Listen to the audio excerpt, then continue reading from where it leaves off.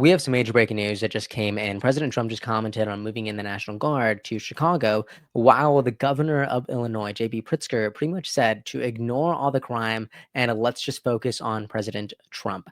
Absolutely ridiculous. Let's talk about it. So, welcome back to the Adams Moreno Show. If you like having conversations like this, please consider liking, subscribing. Now, let's jump right in.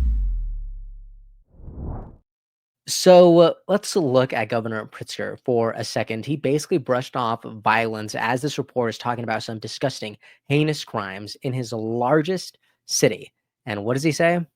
My goodness, look at this. You're going to hear people, especially this past weekend, 54 shot, 7 dead. Yeah. They're going to say the city's not safe. Would you ask your friends to ride the L after midnight or after, 9 o'clock at night even to come down to the city from O'Hare? Look, big cities have crime. There's no doubt about it. But let's just pay attention to what President Trump is doing targeting Chicago. He's overlooking red states that have much higher crime rates. All in a weekend. This is so terrible. And this is why so many residents of Chicago are desperately wanting President Trump to move in because they wanted this extra layer of protection. They want the security because they don't feel safe. And it is a shame of their governor and also their mayor. We're also going to bring up some more clips of them later on. But check this out. Here's President Trump's response to Chicago saying, "We're going in." Watch it. Mind up on Chicago, though? Well, we're going in. I didn't say when. We're going in. When you lose, look, I have an obligation. This isn't a political thing. I have an obligation. When we lose, when 20 people are killed over the last 2.5 weeks, and 75 are shot with bullets. So let me tell you a little story about a place called D.C., District of Columbia, right here where we are. It's now a safe zone. We have no crime.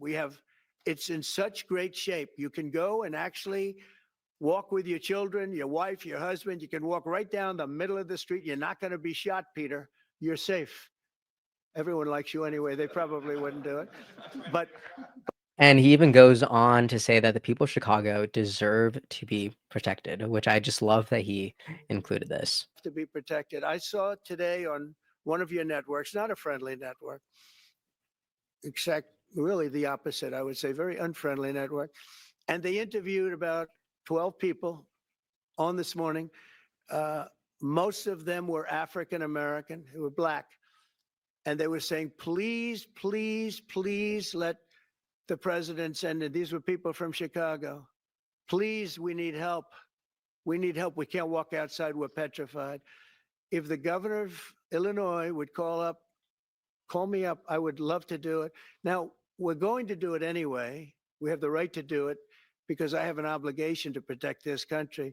And that includes Baltimore. I saw where Governor. When you have residents of your city literally begging the commander-in-chief to move in the National Guard, and you have a governor who could not care any less, that should concern every single person in this country because, at the end of the day, like, politics is all about people. That's why Chicago and Baltimore and all these other cities matter because people matter. I also saw what seems to be a response to the president from Governor Pritzker, essentially warning his residents that President Trump is trying to move in. And just look at this fear-mongering. As I have done since becoming governor, I've been reflecting on my responsibilities to the people of Illinois. And one of those duties is to share with the public exactly what we know. In the coming days, we expect to see what has played out in Los Angeles and Washington, D.C. to happen here in Chicago. First, Donald. What greater responsibility do you have than keeping your residents safe? I mean, tell me, seriously. Now, the mayor also tried to chime in as well, and he said something that really struck a chord with me about crime. In the state of Illinois, these guns come from red states. They are coming from Indiana. They are coming from Mississippi. They are coming from Louisiana. And that is the harsh reality, whether Republicans like it or not. So when the mayor tries to blame red states for this, I did get a little bit flustered. here because I've heard this argument so many times. Blue states try to shift the blame to red states because of this and that, and it's just this whole back and forth thing. So I did decide to do a little bit of digging, and I noticed something. This is an article by The Hill, and the title is "Here Are 10 Cities with the Highest Crime Rates." So there does seem to be a little correlation between cities with higher crime and the political affiliation of elected leaders.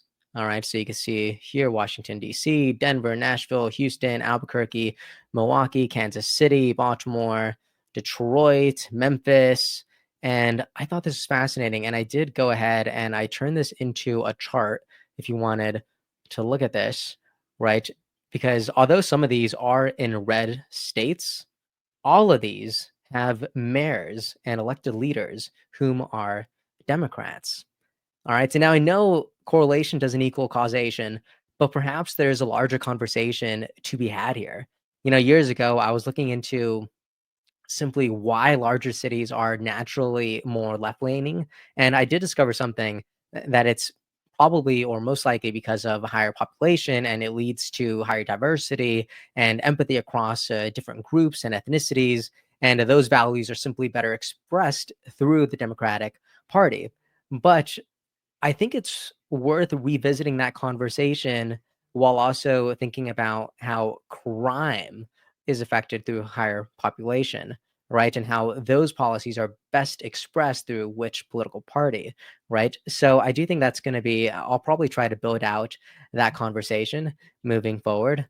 But until next time, please let me know your thoughts on this. From the mayor of Chicago to the governor of Illinois. Both of them are essentially warning their residents, people of the beautiful state of Illinois and the beautiful city of Chicago, as well as their residents who are simply begging President Trump to move in. And President Trump is so simple. He's like, if they would just call me and essentially give me their blessing, I'm going to do it anyways because I simply care about the people of Chicago and Illinois. But man, this would be a lot simpler if we just had elected leaders who really cared about the people that they were elected to represent.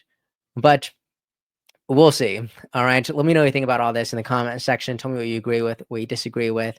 And if you made it this far, please consider liking, subscribing, and I'll see you next time. Episode's over already? Geez, that was fast. Well, they say beautiful things do not last forever, but feel free to watch and listen to another one of these episodes if you're interested in those conversations as well. Also, this next part is huge. Make sure to obliterate that like and subscribe button and turn on the notification bell so you never skip a beat. I also have a newsletter where we dive into the news, politics, and ideas that shape our future. If you're interested in signing up, I'd really appreciate that. Anyways, that's the end of this episode. Thank you so much for watching and listening, and I'll see you next time.